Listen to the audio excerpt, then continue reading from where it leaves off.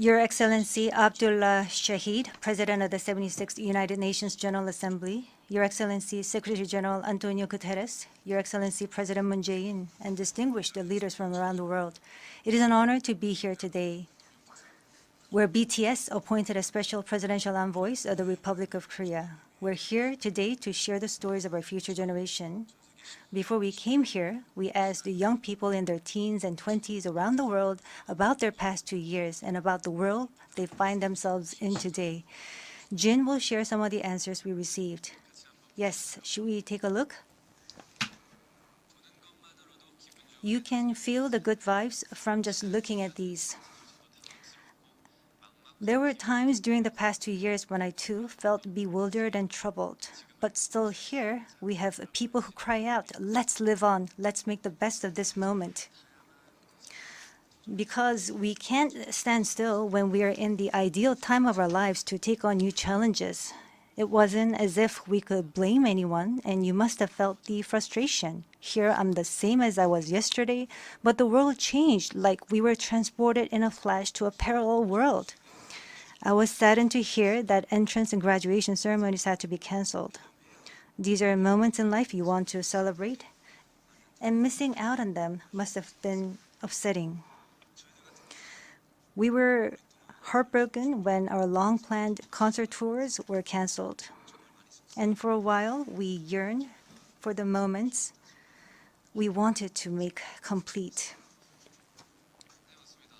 Yes, it was a time for us to mourn for the things that COVID took away from us. A time to discover how precious each and every moment we taken for granted were. Suga mentioned the precious things we'd taken for granted, and lots of people answered our question by sharing pictures of their precious moments. Many people showed how they share their moments with nature. I think during these 2 years, they found dear the time they experienced and care for nature. Yes, but maybe because we feel an encroaching sense of dread that our time on this earth is limited, we just talked about the things we mourn, and I shudder to think about mourning for the earth. Everyone agrees that climate change is an important problem, but talking about what the best solution might be, that's not easy. It's a topic that's tough to make conclusions about.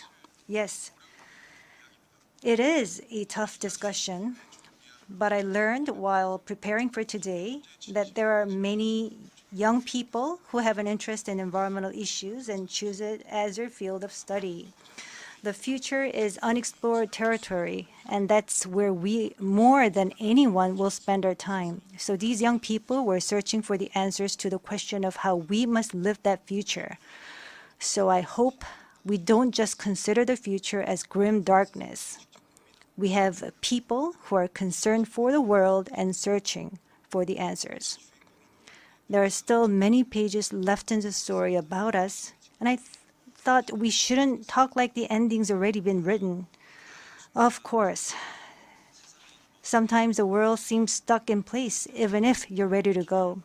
Sometimes it feels like you've lost your way. There was a time when we felt the same way. I've heard that people in their teens and 20s today are being referred to as COVID's lost generation, that they've lost their way at a time when they need the most diverse opportunities and must try new things. But I think it's a stretch to say they're lost just because the paths they tread can't be seen by grown-up eyes. Yes, take a look at these pictures. Here we have many who are trying hard to continue their friendships online in new ways, start learning new things, live healthier lives. I'm sorry, excuse me. 네, 새롭게 공부를 시작하고 더 Yes, these kids are trying to learn new things and trying to figure new things out. They don't look lost. They look like they are finding new courage and taking on new challenges. I think that's why instead of the lost generation, a more appropriate name would be the welcome generation. Because instead of fearing change, this generation says welcome and keeps forging ahead. That's right.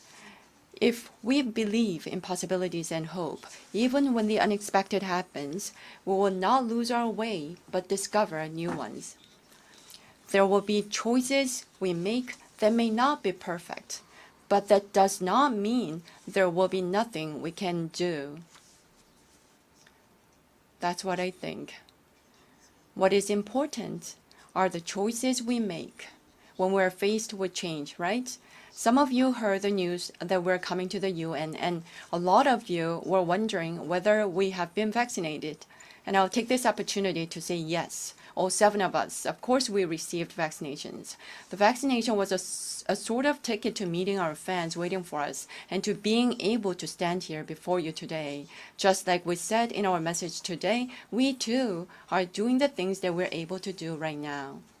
Like the vaccinations, efforts are continuously underway to keep this new reality going forward. And I think the day we can meet again face to face is not far away. Until then, I hope we can fill each of our days to the brim with positive energy.